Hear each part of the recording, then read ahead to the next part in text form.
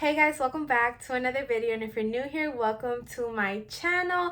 So in today's video, I'm going to be talking to you guys about the top 3 things cashiers do. Now these are probably the top 3 things that any cashier does, whether it's at Walmart, Costco, Walgreens, Publix. I mean, I'm an experienced cashier from Publix, and I'm actually currently a pharmacy tech in that company, but I did start off as a bagger and then a cashier and then a customer service staff and just kind of like moved my way up.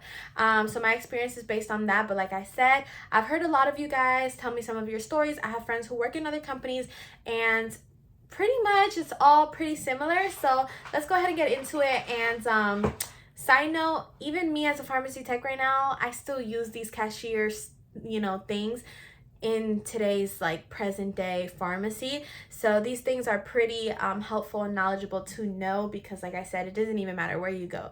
If you need to use a cashier, this is what you do. So without further ado, let's just go ahead and get started. But before we do, make sure to like, comment, and subscribe. We're on a road to 5K. Let's get it. I'm so happy we recently reached 3.3K.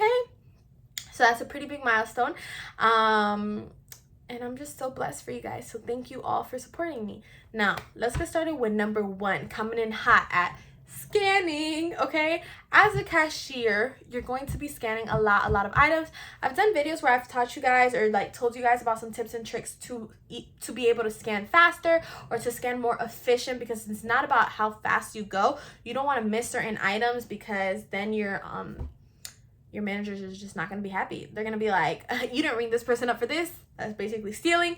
That's basically happening right in front of you and you didn't act on it. And it's going to be a hot mess. So please, guys, like, scan slowly, okay, and efficiently.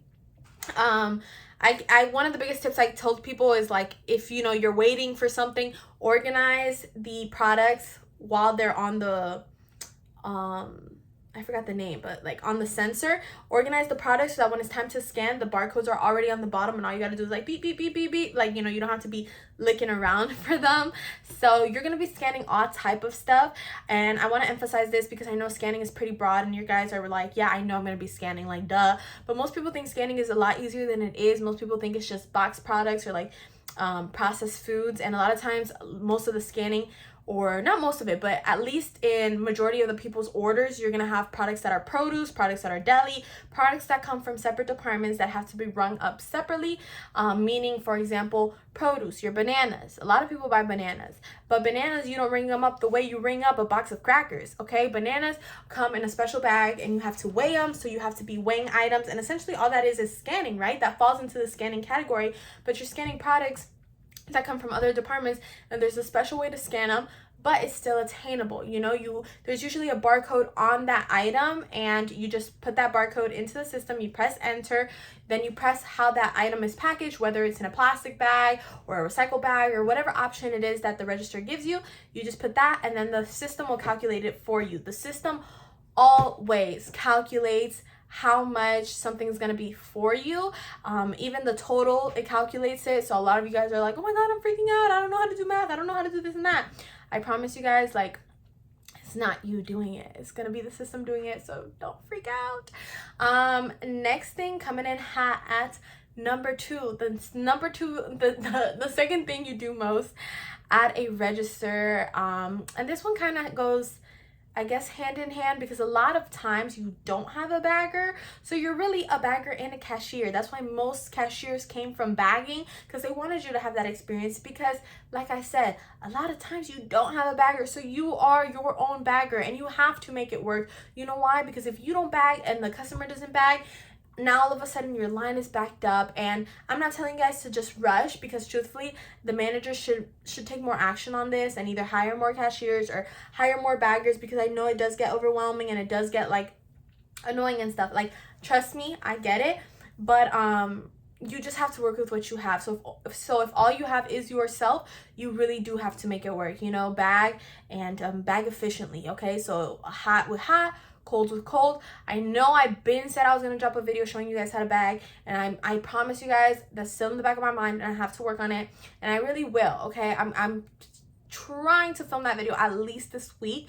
I have about 10 videos that need to drop prior to that video. I have a lot of things coming soon. I have a lot of things coming in hot, so y'all know y'all gotta subscribe because I got a lot of content for you guys, a lot of things that are going to help you, tips and tricks. Like, you know, your girl wants to see you guys succeed, okay? So that would mean a lot to me if y'all just press that button.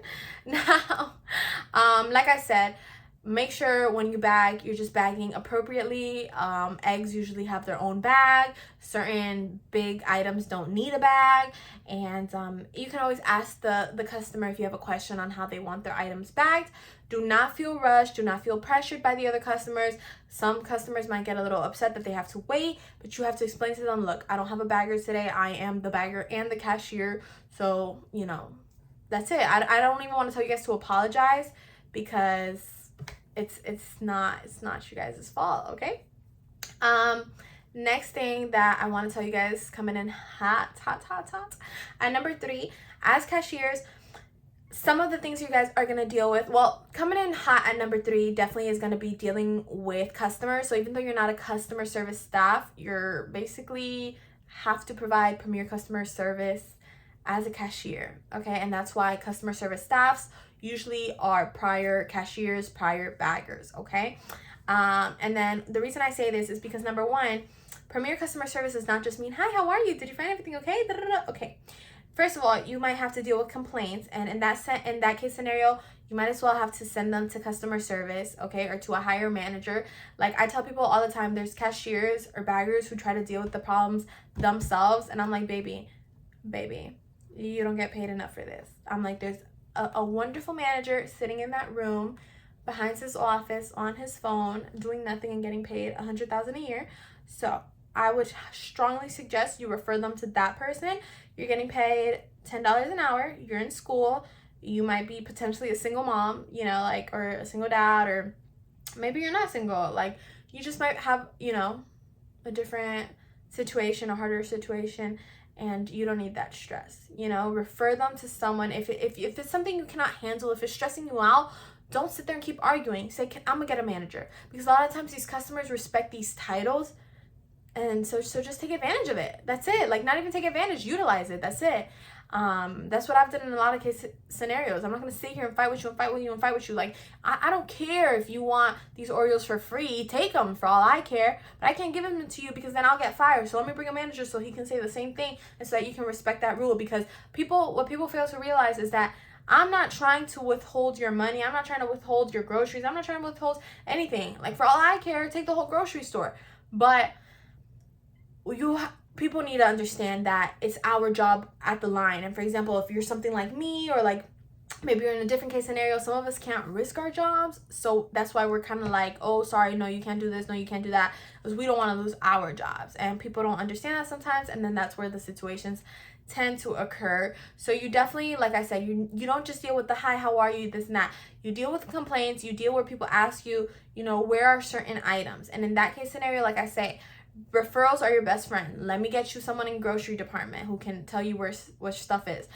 For example, in the pharmacy, and recently my store, they moved a whole bunch of groceries into new aisles. So now I really don't know where like the bread is and stuff like that, because I used to know because I used to work in that department. But now they moved everything, and so I don't really know because I only work with the medications. When I'm in the bathroom sometimes, or I'm leaving the bathroom or leaving the lunchroom, customers will ask me, hey, do you know where this is? Do you know where that is? And I'm very quick to say, I'm not sure because I work in the pharmacy, but let me get you someone who works in the grocery department. And that's how you solve that problem. So truthfully, guys, if you're a cashier, that's how I would suggest that you guys do it. Premier customer service is solving people's problems, okay? And you can't take that responsibility completely and utterly for yourself. You might have to utilize the people and staff around you, because that's exactly why they're there. There's certain companies that have apps, so definitely utilize your apps, or ask people like, how did you learn how to do this? How did you learn how to do that? Like, asking questions is very, very important so that you can learn the best techniques to be the best, you know, you at your job. All right. Those are just like some of the basic things that you do as a cashier. You know, you really do multiple roles in one. I mean, you're your own cashier, bagger, customer service. You're just your own person. But I always encourage people, like, ask questions, and don't be shy to ask, because that's the only way that you will learn. Another thing that just like a little bonus, I guess, thing that cashiers do is definitely deal with coupons. You guys deal with discounts. You guys deal with stamps, and there's code for stamps. Okay, if somebody wants to purchase a stamp, there's a code for it. You just put it in. The stamps are usually in the till. Discounts and coupons, there is a limit. Like I think it's like one coupon of one thing and another coupon of another thing, like a store coupon, and then another like I don't know what other coupon, a manufacturer's coupon or something like that you can use. The coupon rules are very serious. And I can do another video explaining that more in depth. I probably have to go back and educate myself. I knew the rules before, but I low-key kind of forgot them because sometimes they do change, and sometimes certain managers allow more coupons than what they should, and it can kind of be messy sometimes, but whatever. So there's just multiple things that you guys do, but those would definitely be the top 3 things that you guys do on a normal shift. I'm going to go ahead and do another video where I address things that, let's say, opening cashiers do, because opening cashiers, you have to make sure everything's set up. Closing cashiers, you have to like put your till away. Closing cashiers, you have to like organize the little aisle, like not the whole aisle, but the little your lane that has, you know, like the little chips and snacks and candies and gum, like in your area in front of your register. You have to organize your lane prior to you leaving. And you just have to do a lot of different things as a closing cashier. You have to make sure certain things are clean, certain things are thrown out, make sure people are doing what they need to do so it doesn't fall back on you. So definitely stay in tune for that. But that's about it, y'all. So other than that, I'm just going to go ahead and conclude today's video. If you guys have any other questions, anything that you want me to address, please let me know. I've said it before, YouTube comments is pretty much the quickest way to reach me. But you guys can reach me in anything else as well. I am here to help you guys. So like I said, if you guys are ever worried about something, just send a message my way, or if not, ask your manager. Like, don't be shy. You guys are more than welcome to ask me, but at the end of the day, like, certain managers do have pet peeves, do like things done a certain way. So the best person who can educate on the way on how to do certain things the way they like it to be done is them themselves, you know, because I wouldn't know their preference, even though I do know the handbook, and at the end of the day, you really just have to do what satisfies the handbook and stuff. You don't have to go above and beyond for what some of these managers want, but it's not always necessarily bad. So, you know, it just depends. But anyway, ask questions to whoever, okay? Anyone who can educate you and help you, just ask, because it's good to learn. And I'll see you guys in my next video. Thanks so much for watching, and don't forget to like, comment, and subscribe. Bye.